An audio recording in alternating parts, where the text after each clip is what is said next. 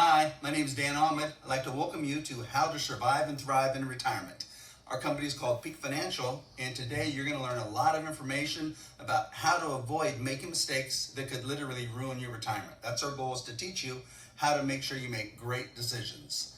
And one of the questions we always try to ask is, why are you here right now? Why are you here listening right now? And for many people, it's because you're worried about your money. And you might be worried about your money a little bit, you might be worried about your money a lot, but you worry about your money. And you're retired, or you're soon to be. You're not going to be making a salary, or you're not making a salary right now. You don't know how to replace the paychecks you used to get when you were working. You're not saving money anymore because you're no longer working. You don't have a 401k or a 457 or a 403b. You don't have time to make up any of your losses any longer. You know that time is against you.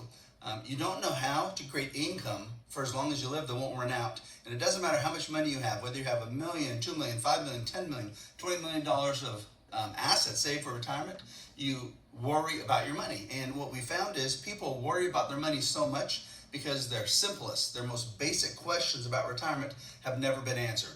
Questions such as, when can I retire? Or if I've already retired, should I have? Do I have enough saved? Can I guarantee I won't run out of money for as long as I live? How much can I safely withdraw out of my assets without worrying about running out? How long is my money going to last?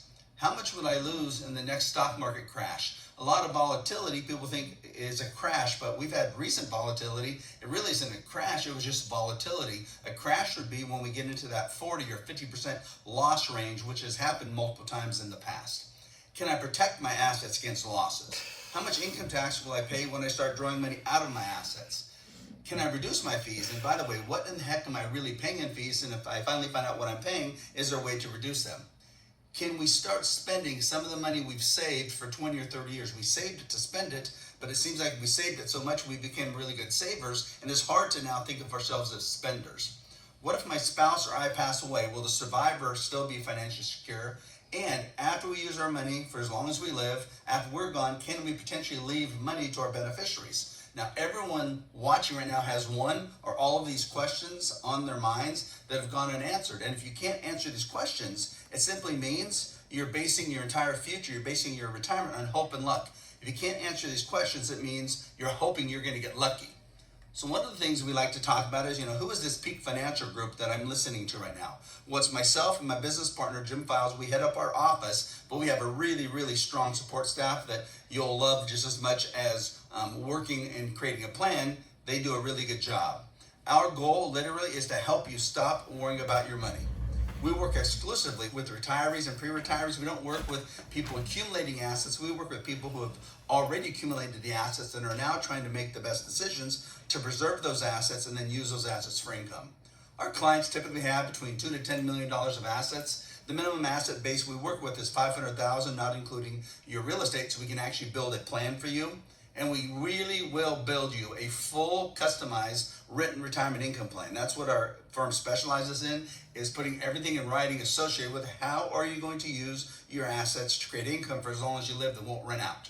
We can do a risk audit. We're going to show you how much risk you're taking, and we can reduce that risk if needed. And we use multiple conservative investment strategies to help you reduce those large losses, which is key today, especially with how much volatility we're having in the stock market. We can create plans to provide you dependable, even guaranteed lifetime income, which is really important, especially if you don't have large pensions. You have to find a way to create income that won't run out. We can provide you the opportunity for competitive returns without taking excessive risk. And we can do a fee audit to show you what you actually are paying in fees and then potentially help you reduce those. If it's interesting to you, which a lot of people it is that have kids and grandkids, we can show you how much money you can potentially leave to your beneficiaries after you're gone. And we can actually provide you full transparency, put your entire plan, all the details about your money in writing for the first time. We work with 2 estate planning attorneys literally right next door to our office, and we have tax preparation and tax planning right inside of our building. And our whole goal is to be able to give you a free second opinion about your money. There's no obligation, and we can teach you what you really have and where you're at now, so it allows you to make better decisions moving forward. So here's some mistakes we think people make when they're planning for retirement. And we call it the 3 ways to do nothing. Maybe you're acting like a turtle. and you basically hide your head in your shell so nothing can hopefully hurt you. But you're not getting anywhere because your head's in the shell and you're not moving, and it puts you in a position that you're very, very vulnerable, even though you might feel safe. The second is the ostrich, and that's when you hide your head in the sand so you don't have to see or hear how bad things really are, because it's hard listening to the news or watching things on the internet just cruise by that's all negative information. So you say, no, I'm just not going to listen. Or worse, you play the possum. You play dead so everyone will just leave you alone, so you don't have to think about your money anymore, and you don't have to make any decisions, because if you're dead, nothing bad can happen to you. Well, in all these cases, the goal is to make sure you understand not doing anything is making a decision.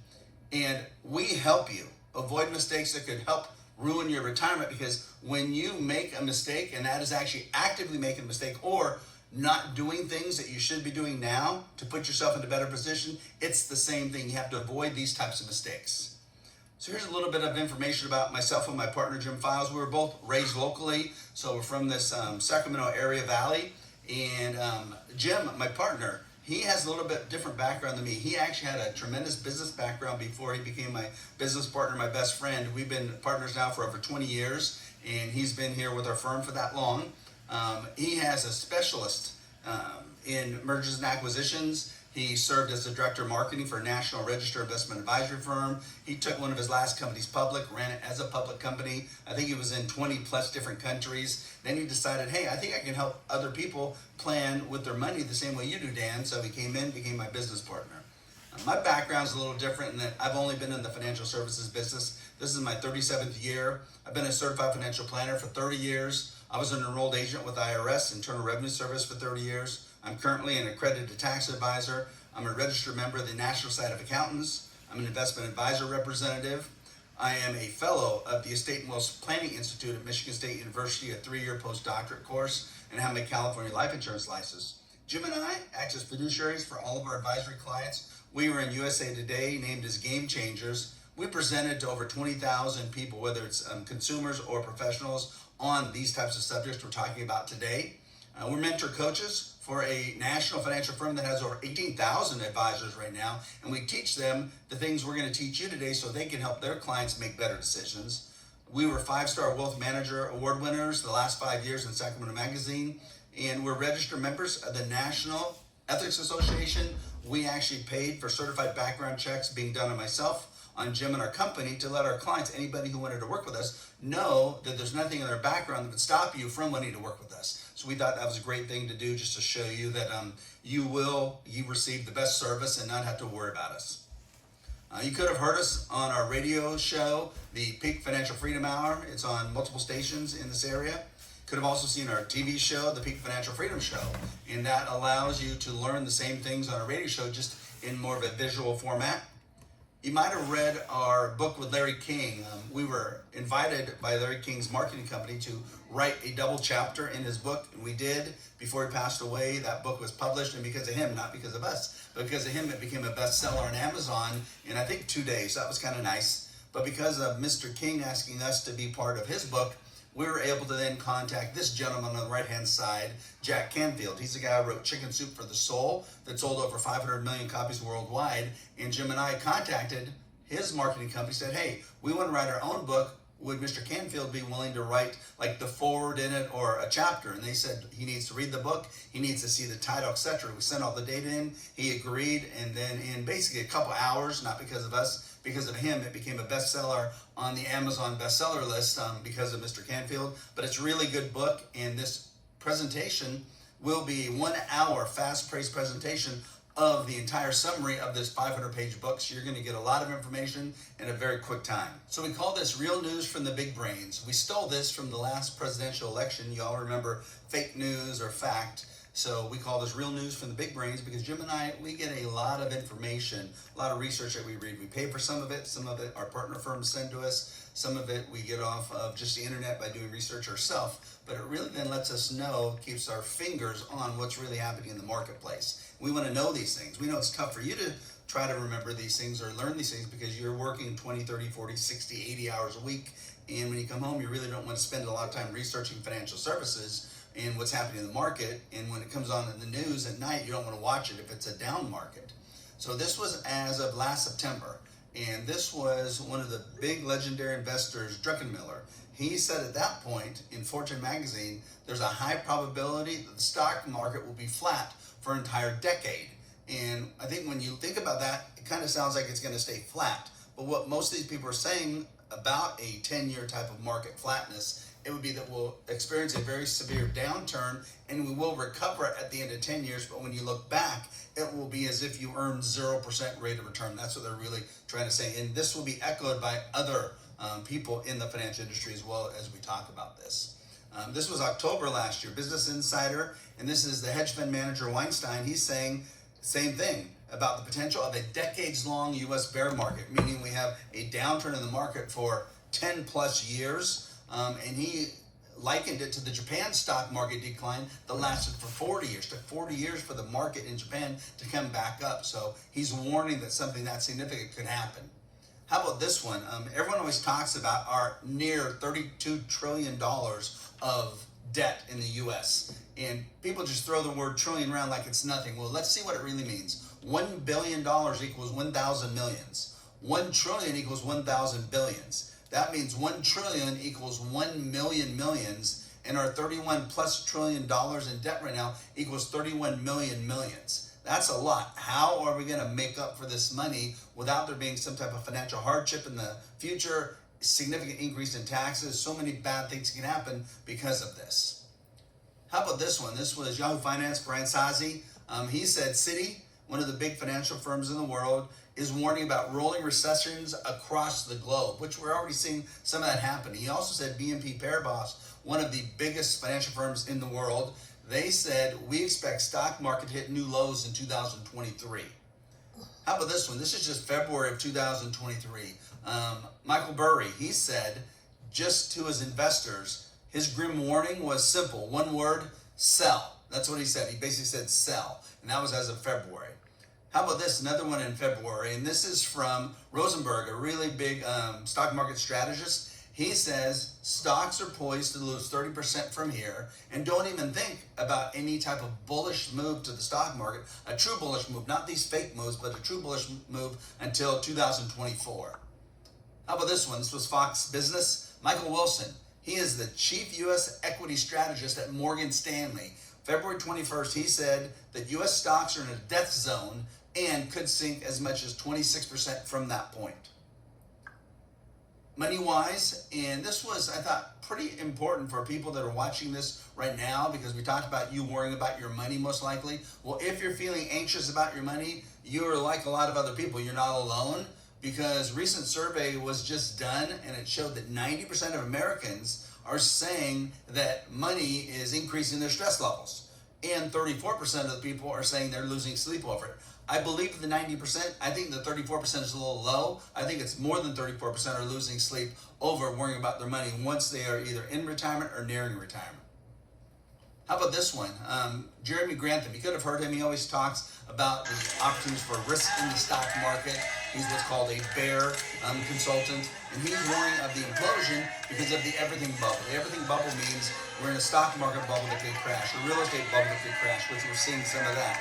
He's saying the commodities bubble that could crash. He's saying the bond bubble that could crash. All those things could crush the S&P, tank the S&P to up to a 50% loss, and then we'd be in a really big, bad, painful recession. McDonald, he's a market watcher that had actually called the subprime mortgage crisis, which was the 08 financial crisis back in 2007, 8, 9, and before Lehman Brothers collapsed. And he's saying that stocks are again about to crash. He thinks right now stocks are in a crash position at the highest probability since we had the COVID. So here's some real news that we took. This was just May 11th of this year, 2023. And we're looking at 2 years in the S&P 500 taken off of the Yahoo Finance, and it shows what's happened in the stock market. And you can see there's some really good growth areas denoted by the green arrows, right? Really good growth areas. But then the market started trending down. But even when it started trending down, we have all these big upswings. Then we're down 20%. But even after it's down 20%, we had all these upswings in the market, even after it's going down. And when you look at all these green arrows, you're like, hey, you know what? Those are some really good gains. But we call these green arrows false hope. Because look what happened from the high point, which would have been at about the beginning of 2022 to where right now, we had all those big gains, but the market still went down significantly. We're talking about this simply because if you go back to 2001 and 2 and all the way through 2003, we had some market volatility back then. That was the technology bubble, the technology crisis back then. I see a lot of similarities to 2000 and then 2008 to where we're at right now, because in 2000, market's up and we're happy. Then it's down, they say hang in there, ride it out. You're in it for the long run, don't worry, the market will always recover. Then you get all these ups and you're happy again, then it starts going down, hang in there, ride it out, don't worry. And then you get these ups and they're saying, see, I told you it'll go up, then it went down again. And then all of a sudden, you're down 20% and they're like, hang in there, ride it out. It won't go down any further. Don't worry, everything will work out. This is an anomaly. You won't lose any more money. Well, then it kept doing the same thing for the rest of that time period during the technology bubble. And by the time we get to the end of the technology bubble, you're down more than 50%. So at that point, you're stuck. You have no choice other than hanging in there, riding it out. You're going to see later a 50% loss requires a 100% gain just to break even. And you never want to put yourself in that position when you're close to retirement, and definitely not when you're in retirement. But remember, they said this is an anomaly. This won't happen again.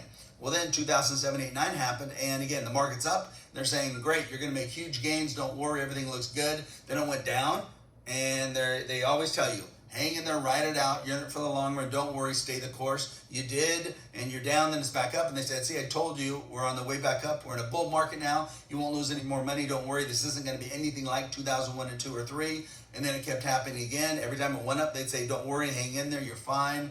And then at the end of this time period of the 2008 financial crisis, the stock market was down another 50%. So when I showed you that chart earlier showing where we're at, I think we're in the same type of mode where we're down 20% and we could go down a lot further if certain things happen in the market. And you can't allow yourself to be in a position right now to lose that much money. If last year, if your whole total portfolio lost 10, 15, 20, 25, 30% or more, which a lot of people did, then you're in the position to lose a lot of money when we have a market crash. So you better get a risk evaluation done to make sure you know exactly where you're at so you can make the right decisions moving forward. So we call this our 2 myths of riding out the stock market and getting a 12% rate of return. We think these are 2 myths we have to help people get over, because if you go by these and believe these myths, it ultimately puts you into a position of risk. So this is a graph, the green graph of the stock market as denoted by the S&P 500 index from January 1st, 2000 all the way to December 31st, 2022. That's a period of 23 years. And if you look at the graph, it had a lot of growth, a lot of volatility, but a lot of growth.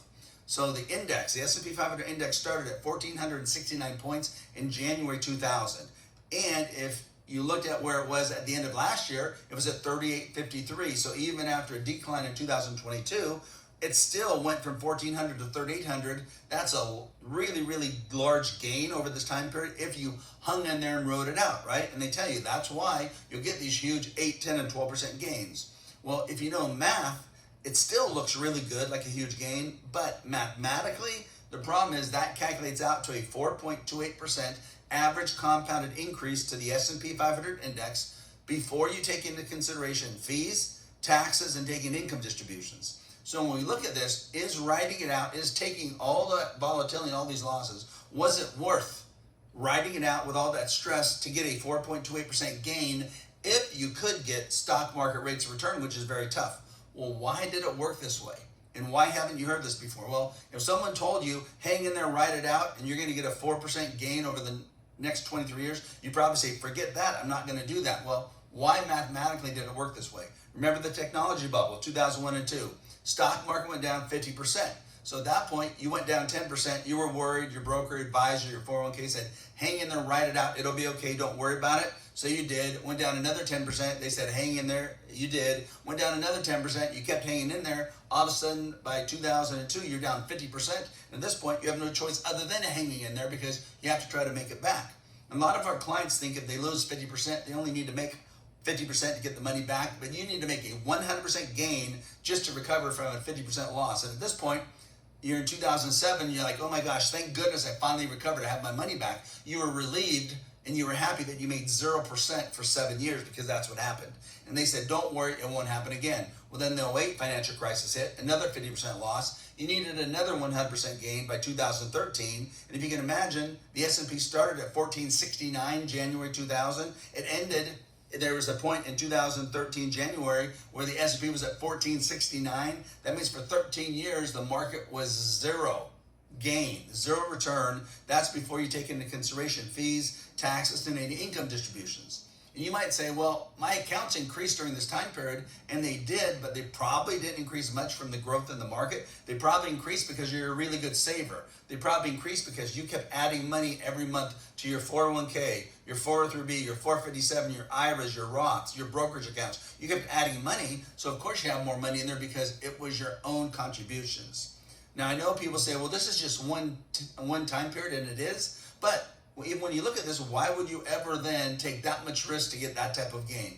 Well, now let's take it one step further, and let's look at the last 13, 15-year time periods in the S&P 500 since 1996. So we'll start in 1996 and go forward for 15 years, 97 for 15 years. And we do that because a lot of people want to know, once they retire at 60, 65, 70, what will the next 15 years look like in my finances? So we call this the 12% assumed or stated stock market return. We call that the urban legend because we don't think that's going to be attainable. When you look at the stock market and you look at the S&P 500, the actual compounded annual gains per year for every 15-year time period, this is the graph. And when you look at it, you can kind of tell where the average is. Just your eyeball tells you it's right at about 5%. The average S&P index return increase per year for every year for each of the 13, 15-year time periods is 5.16% before income distributions, fees, and taxes. So if you're planning to get an 8, 9, 10, or 12% rate of return, or your broker or your 401k company is telling you that's going to be highly probable, and the average has been 5%, what do you think is going to happen if you plan to earn those huge rates of return and you only get 5%, or worse, you get less than 5%? Your plan's probably not going to make it. So most of us have heard Warren Buffett's 2 rules for investing. He did it in a famous speech. Number 1 is never lose money. Number 2 is never forget rule number 1. And it's kind of funny because when you invest, and Warren Buffett knows this as well, you have to have the risk of losing money to invest. What he's saying is, I think you better not be taking too much risk, and you better know how much risk you're taking. So let's now look at what people never tell you. And they always talk about the good of the stock market, but I think you have to understand the bad so you can make the right decisions about how to invest in the stock market. So a bear market is when the stock market goes down 20% or more. The good news is since 1929, not including 2022 and 2023, because we're not really sure where that's going to end yet, there's only been 16 bear markets since 1929, which doesn't sound that many. That's like 16 in about 100 years. That seems okay. Well, the problem is mathematically, that means that we have a bear market every 5 years, and it just doesn't fall off the map in one day and then recover quickly. It takes 18 months from high to low. So when the market hits a high to when the market hits the low, it takes 18 months, and then the average loss is 39%. So let's say if you're 60 and you're married, and there's a high probability one of you or more will live till age 90. That means how would you like to have to navigate through 6 more 39% losses? So the market's doing this every 5 years on average, and you have to navigate through 39% losses every 5 years, trying to use your assets to create a high level of income, and at the same time not run out of money during that time period. It makes it very difficult if you're using an asset that has that much volatility. In fact, it makes it really, really, really difficult if you have this much volatility and you're trying to use your assets for income. So how about bubbles? Everyone always says, well, don't worry, the market crashes, you'll recover really quickly. Well, Jim and I are investment advisor representatives. We own our own registered investment advisor firm, and we believe the market will always recover. But we're never going to tell you something we don't believe that it will happen quickly, because we do a lot of research. And if you go back to the 2000 technology bubble and you look at the S&P 500, then you dissect it into the area that had the largest losses, which is information technology, and look at that index. The index had a high in March 2000. It went at a low in 2002. It did not recover until July 2017. So that means you had 6,300 days. You had 17 years and 3 months from it crashing just to recover, not to make any money, just to recover. And you don't have 17 years to recover during retirement. How about you look at the '08 financial crisis, and now you look at the S&P 500, but you look at the financial firms that make up the financial index. It hit a high of February 07, hit a low in February 09, did not recover basically until almost 2020. 4,600 days. You had 12 years and 9 months not to make any money, just to recover. And again, if you retired today, do you have 12 years and 9 months to see your account go down and then recover? And that's not taking any income off of it. And the answer is you don't. You do not have time to make up these types of potential losses that have been inherent in the market. So Jim and I, to help you understand that losses are very hard to recover, we created what's called the golden rule of 5 to 10%. Very important rule. Simply states that in your total portfolio, not including your real estate, but your bank money, your stock money, your bond money, your IRAs, your brokerage, etc., the money that's at what we call investments, you better never be in a position for that total amount of assets to lose more than 5 to 10%, even if the stock market crashes 50%. And if you look at your total assets, you probably lost a lot more than 5 to 10% at certain points in your life. At retirement time or right before retirement time, you better not be in that position. So let's say most people that come in before they're our clients, they have what we call a no loss limit portfolio. Their portfolio really isn't invested for risk reduction. It's invested to try to get them the highest rate of return, which is okay, but not when you get to retirement or getting close to retirement. So let's say you have a 50% loss in your portfolio, which could have happened in 2001 and 2, or could have happened in 2007, 8, 9. And you have $1 million in your IRA, it loses 500,000, you're down to 500,000. Most of our clients probably are like you, really smart people, but they think if they've lost 50%, they only need to make 50% to get back to even. But if you make a 50% gain on your 500,000, you're only back up to 750,000.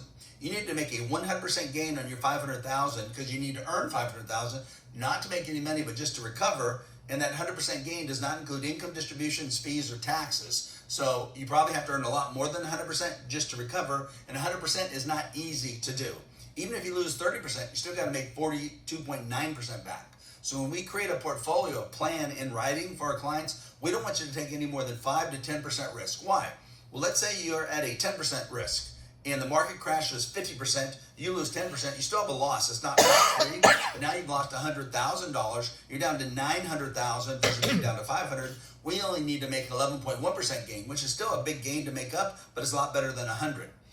Right now, 95% of our clients, they get to decide. You get to decide how much risk you want to take. 95% of our clients are saying they don't want any more than 5% risk. Meaning if the market crashes at 50%, they don't want to be projected to lose any more than 5%. So on $1 million portfolio, it isn't risk-free. It still means they'd lose $50,000 in this projection, but they'd only be down to $950,000, and a $950,000 remaining balance only needs a 5.3% gain to recover, which is a lot easier for us to put a plan together. And if you're going to use your assets for income, if you have so much volatility in that red zone, you can't take much income out of your portfolio. The less volatility you have, the more income we can drive out of the portfolio. So when we design the plan, we want to make sure you're right in that 5% range, because for whatever reason, psychologically, mentally, anxiety-wise, it's where our clients want to be that are either in retirement or planning for retirement. So we talked about the stock market, and there's really only one thing that's worse than the stock market loss, because the market can recover. But the one thing that's worse is high fees. Because once you overpay fees, no one ever says, oh, I'm so sorry, I overcharged you, here's your money back. They just say, you know what, that's our fees, and then you move to somewhere else and someone else starts to help you. So fees are important, and that's never talked between advisor and clients for some reason, even though it's one of the most important things. So when clients come to us, they always feel guilty about us giving them a second opinion if they have an advisor, which we understand. But we'll start it off by asking them a couple things. When clients come in, we ask them, how much are you paying for fees? And usually they don't really know, but they'll typically answer one of two ways. They'll say, well, we're paying our advisor 1%, or they'll say, honey, what do you think? I'm not sure, honey, what do you think? And they'll say about 1% because that's what they've heard. So they might be paying their advisor 1% in fees, which could be true. But they also might be paying up to 1% in money manager fees that they don't see or haven't been told. If they have mutual funds or exchange traded funds or index funds, even though they're told, in many cases they're not paying those fees, you will be paying those fees, but you don't see them because they don't show up in your statement. They're taken out at the mutual fund level, so the fees are there, you just don't see them. And average mutual fund expense in the past has been reported at 1.23%. And then you have what's called the trading cost. And you'll think of trading cost when your advisor or your 401k buys and sells the mutual funds or the stocks. That's not what we're talking about. We're talking about the mutual fund trading costs. Inside the mutual fund itself, if your mutual fund has 100 stocks, they're going to buy and sell some of those stocks each year. And typically we've seen that ratio as high as 80 to 100% of the stocks inside of a portfolio. So they're going to be buying and selling a lot If it's $1 billion mutual fund, they could be buying and selling $1.6 billion of assets, which is going to cost a lot of money in transactions. And that is thought to have an average of about 1.44% for that type of trading cost inside the mutual fund, which you don't see, but it ultimately can reduce your potential rate of return. If you have a lot of cash inside of your portfolio, you could then have what's called cash drag, because cash returns will drag down the ultimate return of your portfolio, and that could be as high as 0.83%. So while you think you're paying 1%, the total fees could be as high as 5.5%. It's not unusual when we do a fee audit for someone who comes in that says, hey, I'm going to see where I'm at, give me a free second opinion. It's not unusual for them to be between 2 and 3% in total fees that they're paying, even though they thought they're paying 1. And if you have a $2 or $3 million portfolio, that's a lot of extra fees on an annual basis that's hurting you. This was an article a while back, 2017, we took from Financial Advisor IQ, this guy named Thomas Coyle. He thought, most people didn't know, Ameriprise, UBS, Morgan Stanley, Wells Fargo, Merrill Lynch were called out as the most expensive advice firms. He stated advisor fees and fund fees could be as high as 3.5%, but he didn't include the trading costs inside of the mutual funds as well, which could have increased that fee even higher. And then he quoted a Harris poll stating 61% of Americans don't know their fees. I think it's more like 100% of Americans don't know their fees. So when we cover all this, I think it comes down to when the more fees you pay, the more risk you take, the less income we can take out. We're going to look at an exercise right now. So let's look at first safe withdrawal rates on $1 million in your portfolio. When you started saving money a long time ago, it could have been in the 1980s, you would have been told that the safe withdrawal rate back then was 6%, which means if you had $1 million, you could take out $60,000 every year for as long as you lived, regardless of markets, and you had a 95% probability that everything would work out. You still had a 5% chance things would fail, but 95% was called the safe withdrawal rate. Then in the 90s, because interest rates dropped, if you can remember, significantly, stock markets started getting a little more volatile. They dropped the safe withdrawal rate from 6% to 5%. So now, 10 years later, you can only take out $50,000 safely, not 60. In the 2000s, interest rates dropped even more. Stock markets started getting really volatile. Now they dropped the rate to 4%, so you can only take out $40,000. In the 2010s and 2020s, the safe withdrawal rate is thought to be 3%. So now you can only take out $30,000 for every million versus $60,000 you could have taken out 40 years before. And if you'd imagine, $30,000 every million isn't a lot to allow you to live the lifestyle that you want. Then you look at what could be happening in the future. If the stock market literally is flat for the next 10 years, like a lot of the prognosticators are looking at, and interest rates are very volatile, and the world and the economy is volatile, we have recessions, they're thinking that there's a potential that the safe withdrawal rate could be dropped to as low as 1.5%, which means that every $1 million then, if that happened, you can only take out $15,000 and have a safe withdrawal rate, making sure you had a 95% probability. So let's look at an example of how this works. Let's say you take the S&P 500 and you had $1 million, and we want to think that you want to take out $50,000 of income, and let's say you didn't even know it, that you're paying 1% to your advisor, but you had 2% in hidden fees. So you have $1 million, just seems reasonable. You can take out 50 grand, 1% in fees to the advisor, 2% hidden fees you don't see. And then you go through the stock market, you get stock market returns, and we have the type of returns that have happened from 2000 on, which is kind of normal. We have losses, gains, and losses, gains. Remember, the stock market has a 39% loss every 5 years on average going back to 1929, so this isn't anything unusual. But let's say in the year 2000, you start with $1 million, and the stock market goes down 10%, less than 1% per month. You almost don't feel it. And they say, hang in there, write it out. You do. You lose $101,000. Take out your income, you pay your advisor fees, you have 2% hidden fees, and your account value at the end of 12 months is down to 818. 2001, you started at 818, stock market goes down 13%, about 1% per month. Doesn't feel real bad. They say, hang in there, write it out, you do. You lose 106 grand, take out your income of 50 grand, pay your fees, you're down to 637 after 2 years. Start 2002 with 637, market goes down about 23%, about 2% per month. So you feel it, but it doesn't feel that bad because it doesn't happen all at once, it's a little bit. They say, hang in there, write it out, you'll be okay. You do. 148 grand loss, take your income, pay your fees, you're down to 419. But they say, don't worry, you're down to 419, the market always recover. Well, the market will always recover. Look at then the types of rates of return, 26, 8, 3, 13, 3, which are great rates of return, the market fully recovered. The problem is you don't have hardly anything left in your account to earn those rates of return. So the first year you have 419, you earn a huge gain, you only have to 467, and by 2007, you start with 387, you're down to 339, even though you had 5 years of gains, 2008, you have the big market loss. Take out 130 grand of loss, income fees, you're not at 148. But they say, don't worry, the market always recovers. It will. Look at these gains after '08. Look at those huge gains, 23, 12, 0, 13, 29, 11. The market fully recovered. The problem is you only had $148,000 in your account in 2009 in this example, and you ran out of money in 13 years. You didn't even have enough money in your account. You had zero in your account to earn the three biggest years, which would have been 19, 20, 21, because you would have already ran out of money 7 years before that. And again, people look at this, are just like completely, hurt.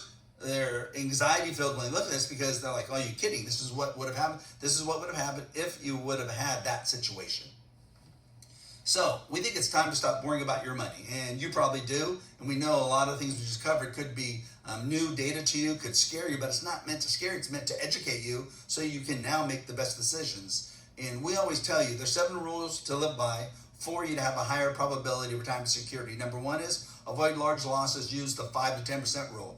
First, you have to make sure whatever risk you're taking, you get in writing. If you're investing yourself, make sure you put it in writing how much risk you have. If you have an advisor, make sure they put in writing how much risk you have, meaning how much could you lose if we suffer another 2008 financial crisis. Have them put it in writing, have them sign it so you know, that way you can make a good decision.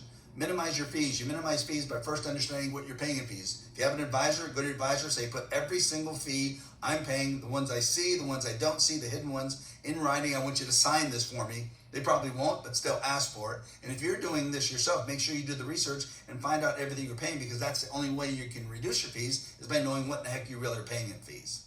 Significantly reduce your volatility. You don't need a lot of this happening in your account when you get closer to retirement or at retirement, because you're not sure then how much money's in there that you can use to take income off of.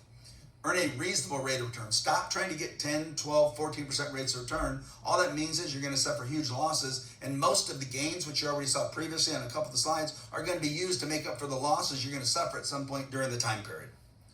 Manage taxation. Manage taxation by understanding taxes. Generate certain income from your assets that will last for as long as you live, not maybe income that could end at any time. Probably one of the most important ones if you don't have a pension, and 90% of the people coming in right now to our office, they don't have pensions, and we have to find ways to replace their paychecks. We have to find ways to help them generate certain income that's guaranteed to last for as long as they live, regardless of market happenings, not maybe income that could end at any time. And then number 7, probably the most important, have a written retirement income plan, something that ties all these things together, because if you had all 7 of these things, then every single person would have a higher probability of success during retirement time. Some people just a little bit, some people a lot, depending on where you're at in your situation and what your goals are. So how do you control your money and your retirement, which you can? You've been told you can't, but you can. The first one is, how about claiming Social Security benefits? That's just mass confusion for almost everybody. There's many issues to consider. These are just some of them. What are your benefit amounts? What's the penalty if you work past 60 and take Social Security? Am I going to make the government my beneficiary? Future Social Security changes and longevity, all those factor in. But when you look at the numbers, because people always tell you, oh, wait till 70 because you get more Social Security. It's true, but it might not be the best financial decision. It could be, but we got to make sure and verify in writing. So we do 3 tests. We do an annual income test. We do a cumulative income test where your break-even is, and we do a future value of your income to find out truly the financial value of taking Social Security at different ages. So we first do test 1, annual income comparison. And of course, $23,000 is less than $33,000 if you wait till 67, and it's a lot less than $41,700 if you wait till 70. It's easy on the eyes to say, yeah, I want $41,000. Well then, let's look at then the cumulative income test. Cumulative income says that if you claim your benefits at 62, you will not break even by claiming them at 67 until you hit age 81. And then you're only break even from 81, 82, 83. And then if you took it at 70, it takes until age 84 to break even.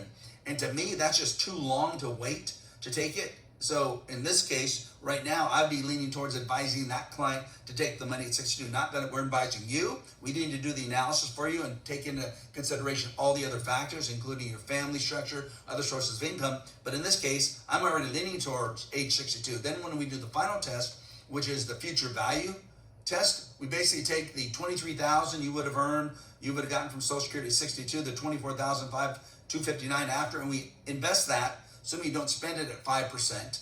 And then we wait until 67, invest all the money we've gotten from then, assuming we get 5% growth, and take the money at 70 and invest it. So of course you get more money at 70, but you have a shorter time, and age 62 wins the entire time through age 90. So at that point, if this was you, we would be advising you, we're going to take Social Security at 62 and design your plan around that. But again, each person is different. Do not take this, that this is your scenario. We have to run this so we can get an accurate depiction on exactly what the best option is for you. There's 2 stages of money retirement planning. You understand and are probably still stuck in stage 1, which is called asset accumulation. This is when you're working. Most advisors we find work in stage 1 of retirement planning. And that is when you're working, making a salary, investing monthly, desire maximum growth. You can accept losses and volatility. You're okay with that. You don't need the current income, and assets are to be used at some point in the future because you know time's on your side. Once you get into what's called stage 2 of retirement planning, which is asset preservation, income distribution, this is when you're retired in 5 years before retirement. You now know you won't be making a salary. You're not going to be making monthly investments into your 401k, 403b, 457. You want your maximum security you can get. You know in your head and your heart you have to minimize losses. You want to create secure lifetime income that will never run out for as long as you live so you can live your lifestyle. Assets need to produce income now or at some point in the future, and you know time is no longer on your side. Now, what's similar about the green and the blue boxes? Nothing. They're exactly opposite of each other. So you can't use the same strategies, assets, and planning for both stages, and you can definitely not use the same advisors. If you use an advisor to help you accumulate assets, you now have to use someone who's an expert in stage 2, asset preservation, income distribution, and we find it very difficult. We can't do both. We can't be a stage 1 advisor and a stage 2 advisor. We're a stage 2 advisor. We help retirees and pre-retirees plan for stage 2. So we think it's kind of like saying, yeah, I could operate on your brain and also operate on your heart via brain surgery, heart surgery. You can't. You have to decide which one you're going to be and then help the clients in that area. We help clients in stage 2. We don't help clients in stage 1. So how do you control your assets? How do you make them act any way you want? Well, we use 3 buckets to help you learn this. And the first bucket is called the liquid asset bucket. Low risk, low volatility, lump sum access, low return, and low income. So that's one of the buckets.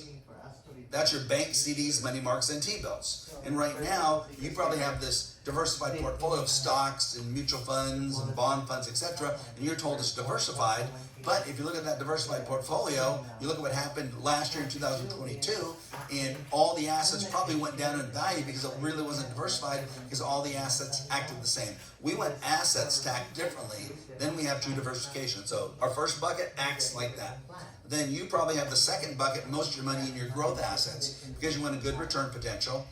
But you forget or weren't told there's potential high volatility, and you didn't realize until last year maybe that there's potential for partial or full principal losses. And that would be things such as stock market, mutual funds, variable annuities, real estate, businesses, precious metals, oil and gas, etc. Things that have really good growth potential, but they have a lot more volatility and potential for large losses. So that's our third bucket. Our second bucket then is going to be the green bucket, or principal protection, and our lifetime income bucket. This is where principal is fully protected against all losses in the stock market. Stock market crashes 70%, you never lose 1 penny. We get some of the growth, not all, but a portion of the growth when the market indexes go up, but we don't ever suffer a loss. More importantly, it gives us income guaranteed for as long as we live, whether we're single or we're married. And this is simply a low fee, no load, fixed index annuity with an income limit. And I'll explain what all these buckets really mean in a few seconds. But the key is to look at how do you want to position your money for retirement to meet your goals.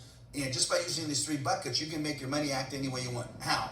Well, if we put money in the gold bucket, you're not expecting it to give you a high level of income like the green bucket or the red bucket, but it better be completely safe, liquid, no fees, and it's accessible. Makes you feel that you can use that money.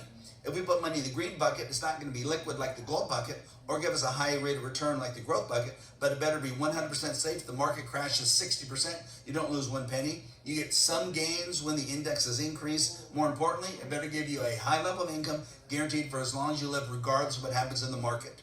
And if we put money in the red bucket, you don't expect it to be completely free of risk. We're going to have risk of principal loss there, but we have the best potential there, and you know you have some risk there. So depending on how much money you put in the gold, the green, and the red, you can make your money act any way you want. And that's going to be part of determining what is the way you should move forward to give you the highest probability of success during retirement, avoiding those types of mistakes that could ruin your retirement. So we design a portfolio.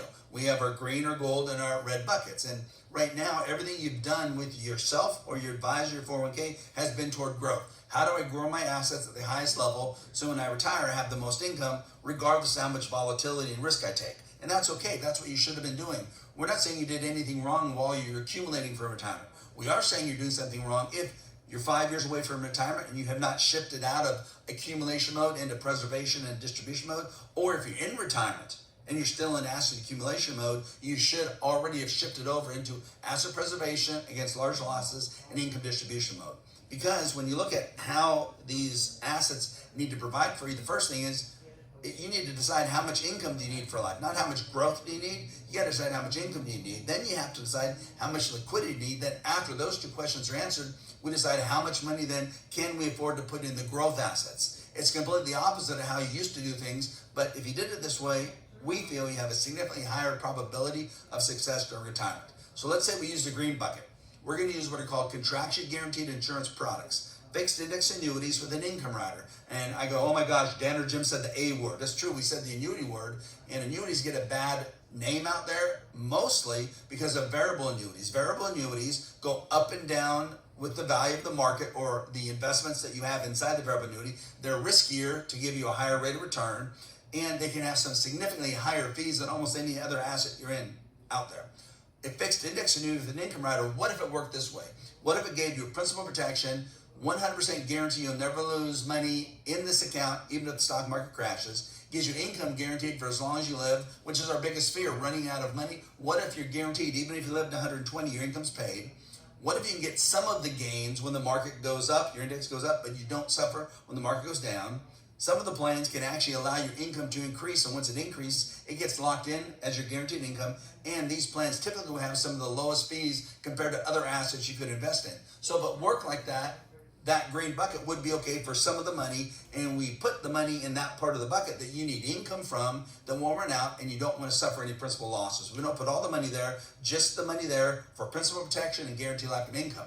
Then we want you to have money in the bank, and we don't want you to have money in the bank just to make sure you have it for emergencies. We want it in the bank because it's easier to spend. In fact, every month we want you to add money during retirement to your bank account so that you have it there to spend for more trips, to buy the car, to do the home remodel, those types of things. And then we also want growth assets. So a lot of times people will tell you, well, you need to put all your money in the bank.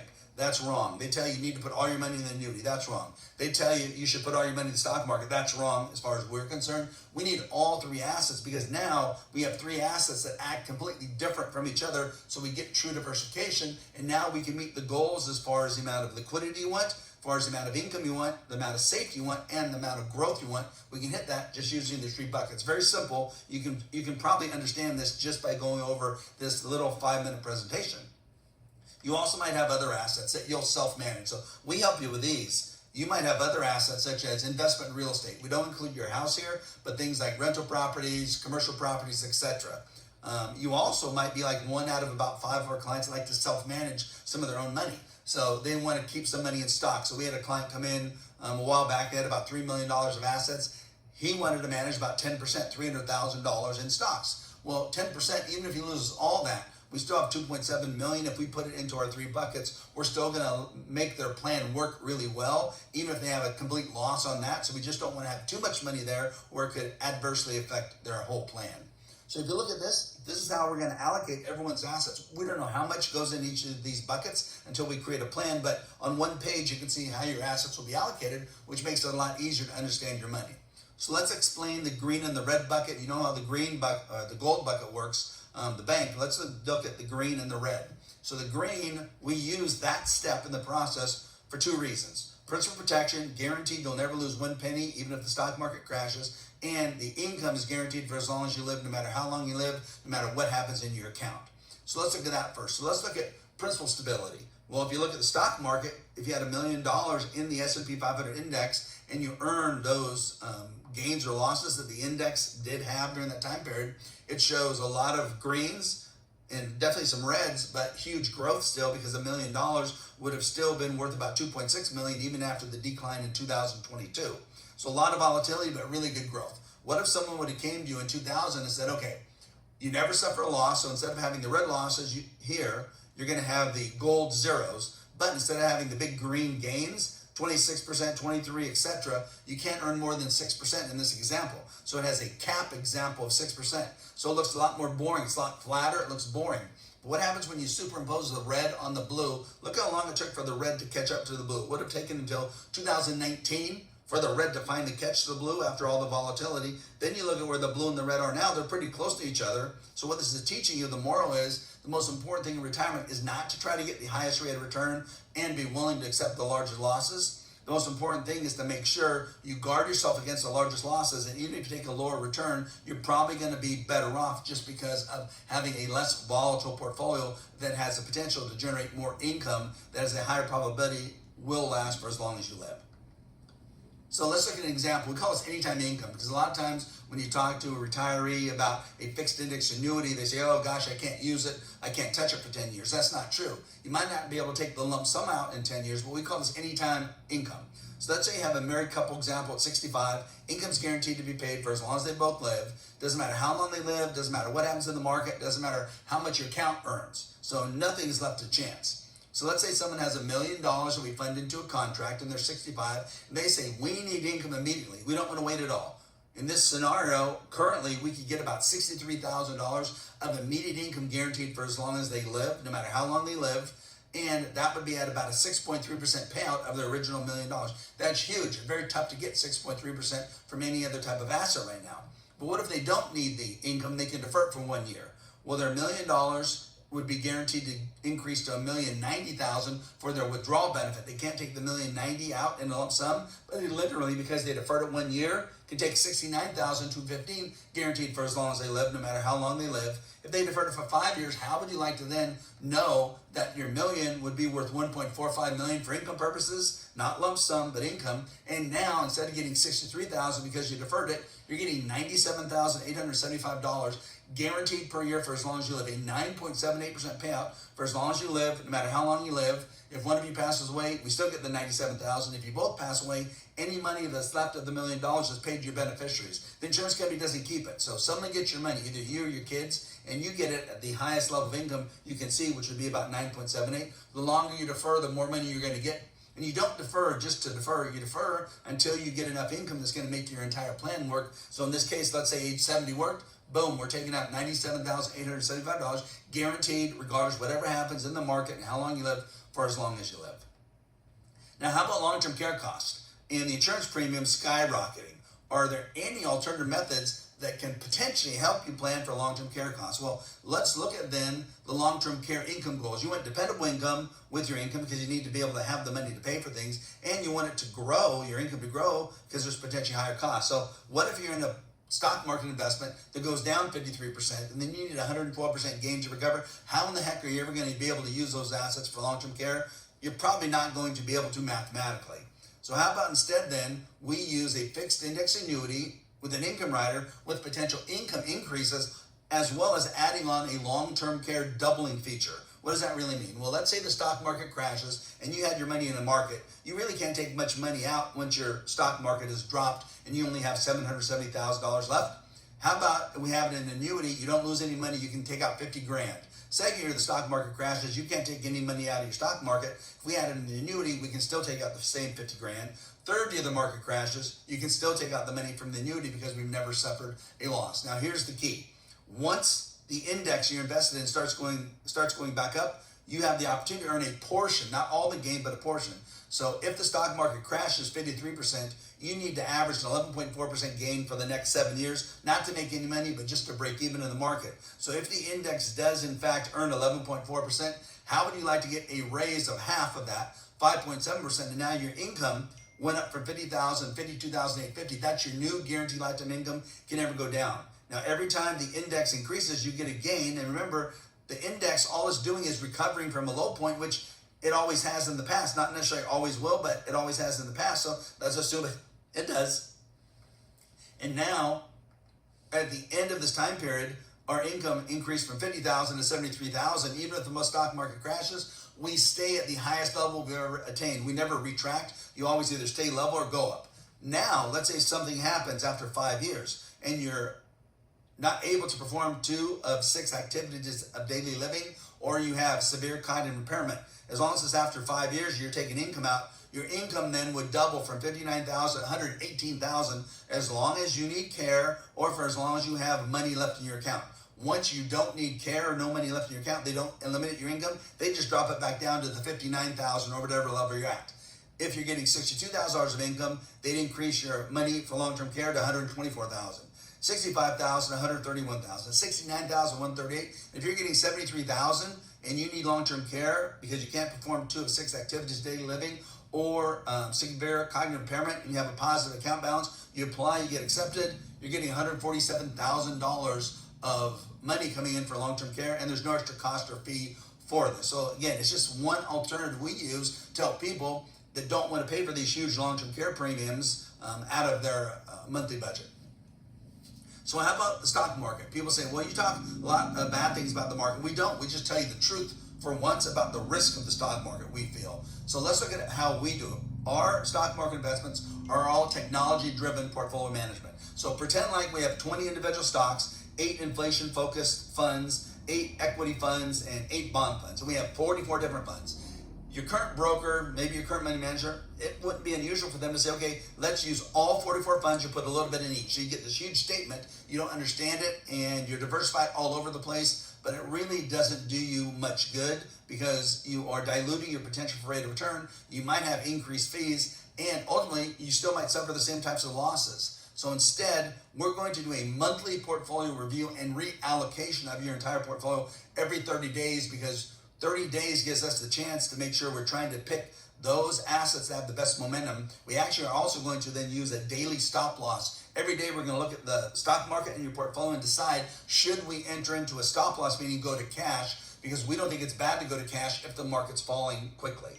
So then we're going to, at the end of each month, we're going to keep the top 8 ranked funds or assets, stocks or funds for the next 30 days. We're going to eliminate the bottom 36 ranked funds or stocks. Doesn't mean those bottom 36 are bad. It just means they're not in the top 8 for the next 30 days. And it's pretty much how you thought your money was being managed, but your money probably isn't being managed this way. This is how we believe in it for our clients. It's also how we manage our own money. We want to make sure money that's invested and being managed is done this way, keeping the top whatever funds are and stocks and eliminating the bottom.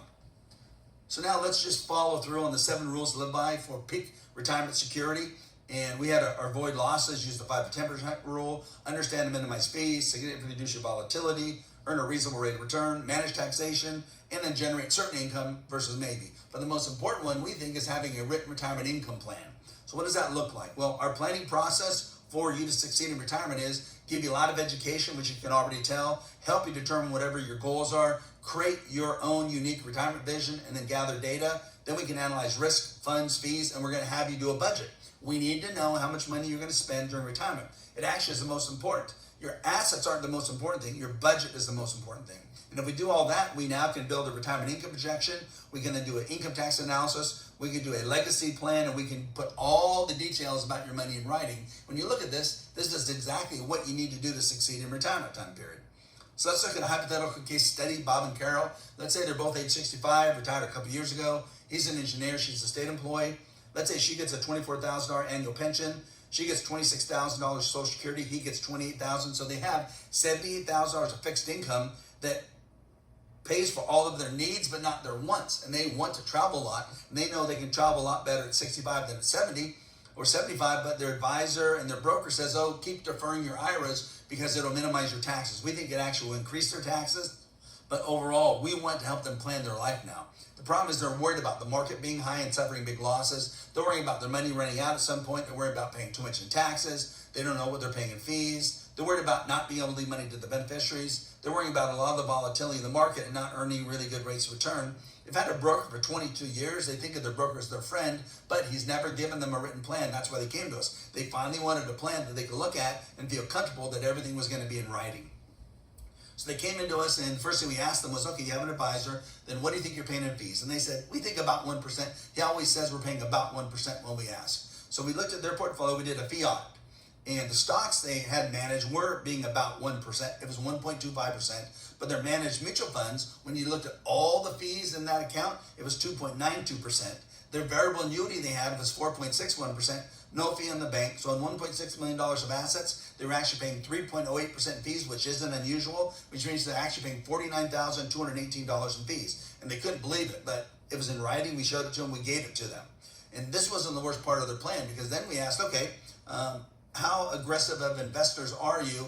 And what do you see yourselves as far as moving forward? How do you want the money to be invested? They said, we're very conservative. We don't think we have a lot of risk. In fact, we kind of think we're in that 5 to 10% range, because our advisor says we can't lose much if the market falls. So then we did a risk analysis, and we found out using third-party data that if the stock market crashes like it did in '08, their stocks would lose 100,000, their mutual funds would lose 500,000, their variable annuity would lose 190,000, bank wouldn't lose anything, and their total potential risk is $790,000 of their 1.6 million, which means they have to be okay for the 49.4% risk factor. They have to be okay saying, yeah, we're okay if we need 97.5% just to recover if we have that type of loss. And of course, they're not okay, just no one's ever told them this, and no one has ever given them this data in writing. We did. So then we did a fee analysis after we reallocated their assets. We said, okay, you have 200,000 in stocks. Do you like the stocks? He said he did. He wanted to manage them. We said, great. We'll put it in a self-managed account. You can have risk there, but you won't have any fees then from us. We're going to put 800,000 in the guaranteed principal protection and income bucket, 100,000 in the bank, not 20,000, and 500,000 in the stock market, but we're going to put the stop losses on it. We're able to then average out their fees from 3.08%, reduce them down to 1.07%. So now instead of paying $49,000 in fees, they're going to pay $17,000. And we know a lot of clients will say, well, why would you do this, Dan and Jim? Why would you reduce the fees when we know you guys get paid by them? Well, if we can reduce anyone's fees, they have a higher probability of becoming our client. We're just going to tell you, if you're happy, what we'd like to ask you to, if you're happy, and we've done a good job for you, please refer people to us. That's why we do it this way, and we get more clients. Then the biggest thing wasn't the fee reduction. The biggest thing was risk, because we modified their portfolio, and if the stock market crashes like it did in '08, their stocks are still going to lose 50%. We can't get away from that. Their guaranteed income bucket, the annuity loses nothing, the bank loses nothing. We're assuming that a 10% stop loss in their stock market investment, about a 10% loss. So they still have risk. It's not risk-free. They have $150,000 of risk, which is 9.4%, which would only need a recovery gain of 10.3% versus 97.5%. So we effectively reduced their risk by about 90%.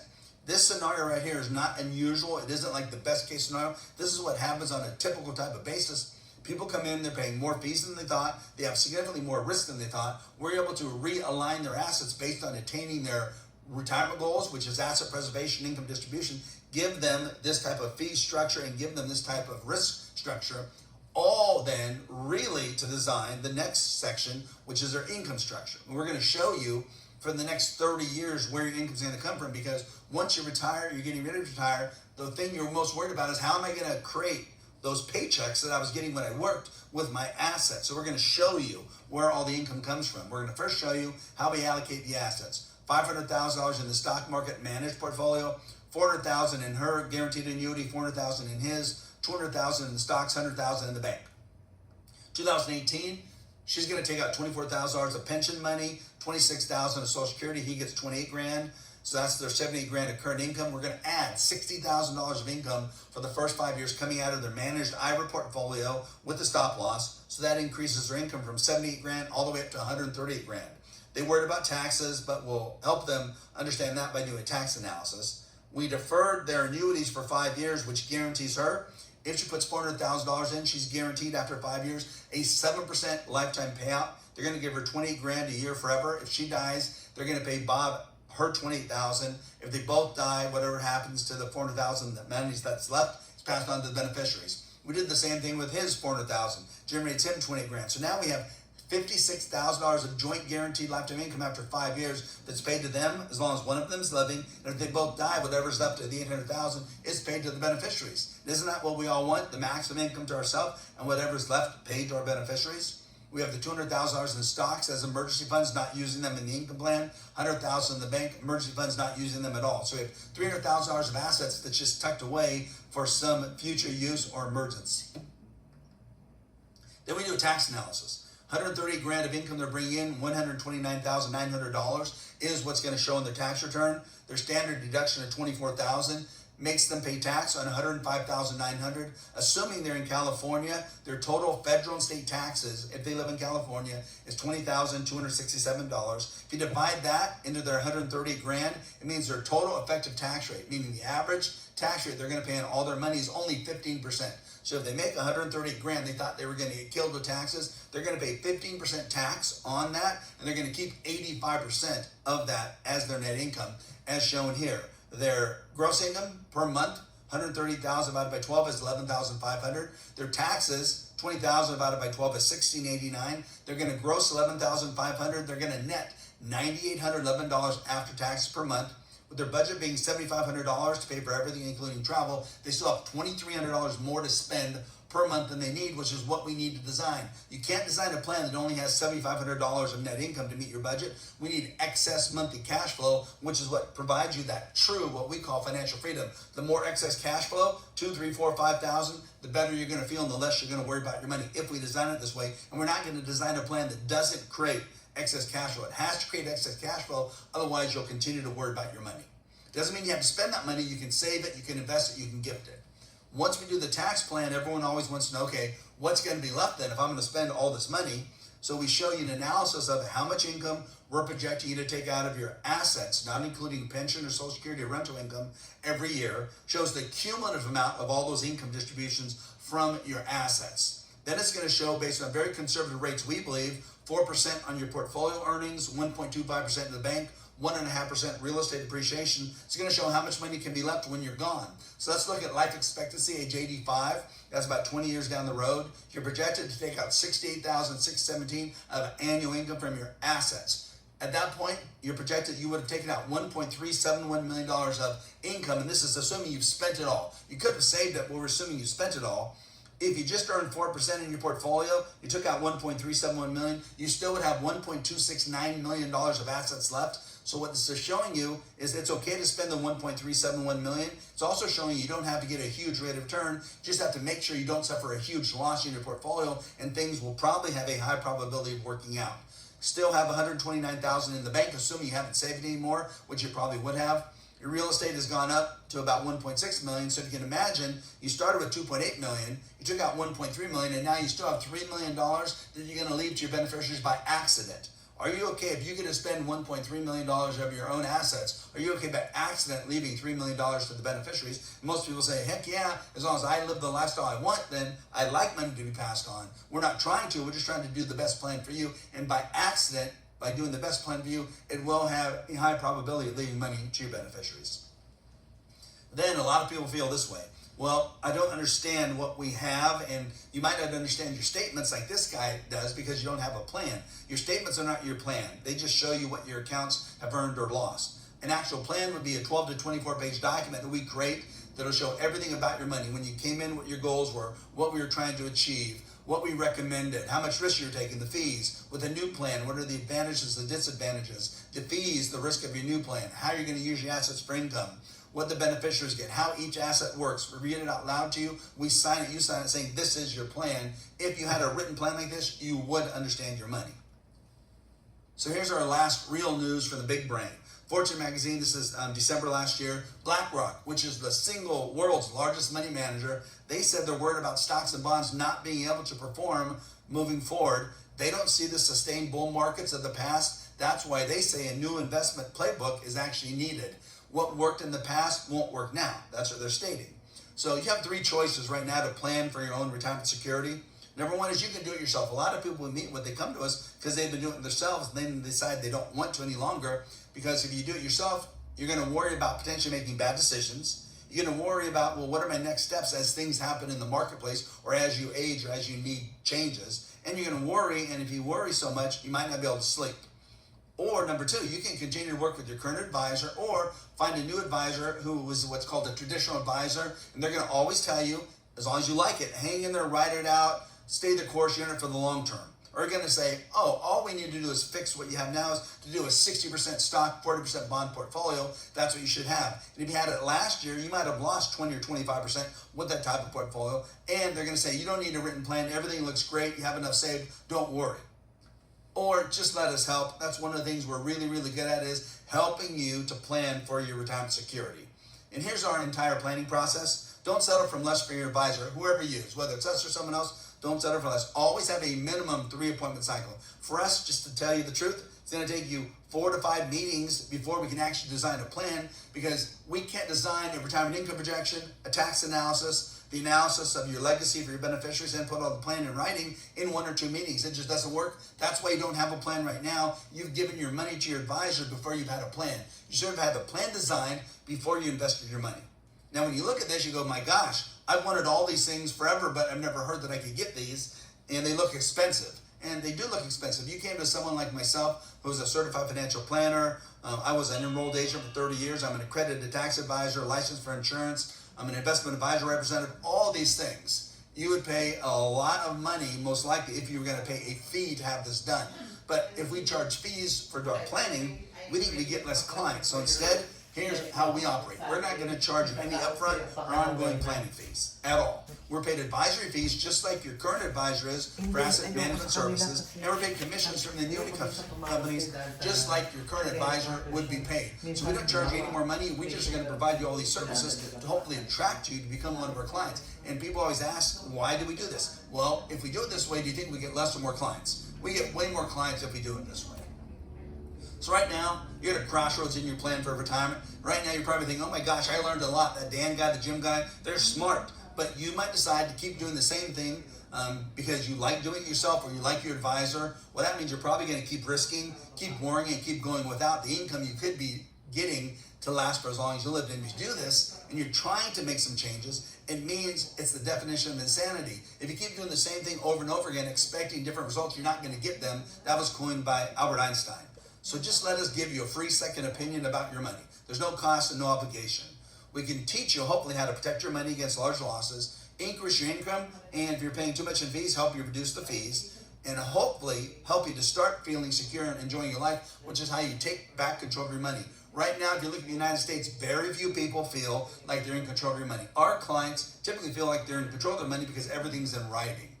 So here's what we do. We literally will sit down with you one-on-one. We'll find out where you're at right now. We're going to ask you what you want to happen with your money. We'll meet as many times as needed. We're not going to charge you any fees to meet, no matter how many times we meet with you. We're going to design an actual written plan for you. We're going to give that to you.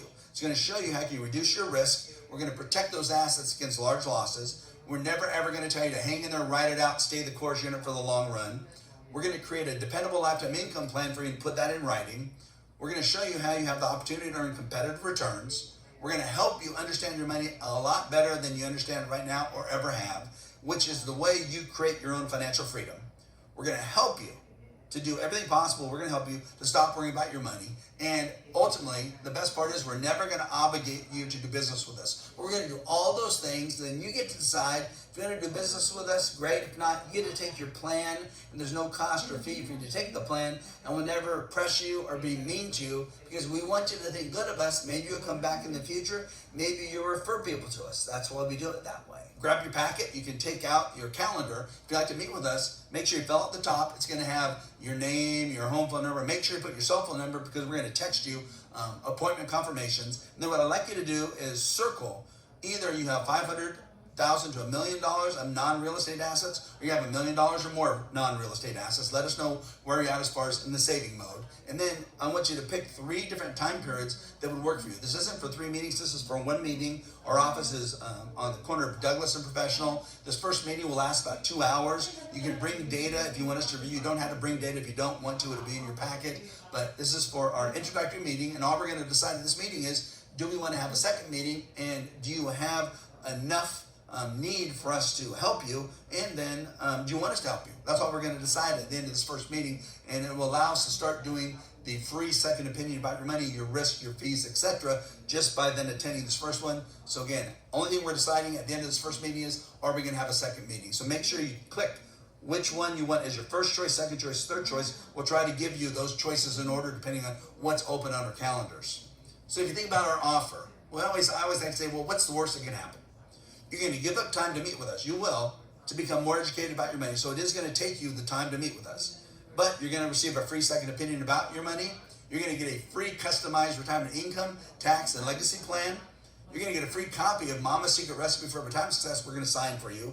You're going to get a free copy of our really beautiful book called 100 Shades of Financial Freedom. You'll love that book. You're going to get all of this. There's no obligation. There's no pressure to do business with us whatsoever.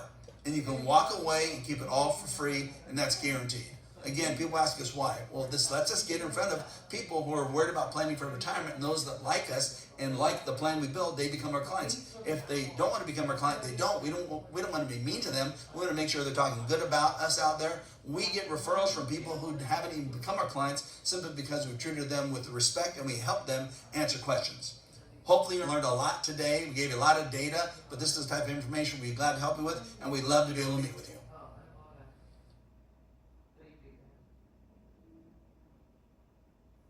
Ang Sunday, pero po sa Sunday off ka, nasa bahay ka naman. Pag nakagawa ka nung kinukwento ko sa inyo, no? Na pwede tayo mag-present, let me know, ha? So tita, itong 200,000, hindi ko lalagay ng income to, ha? Sige, ayusin ko. Ako bahala. Sige. Okay, Saturday ang medical mo. Bye. Hello?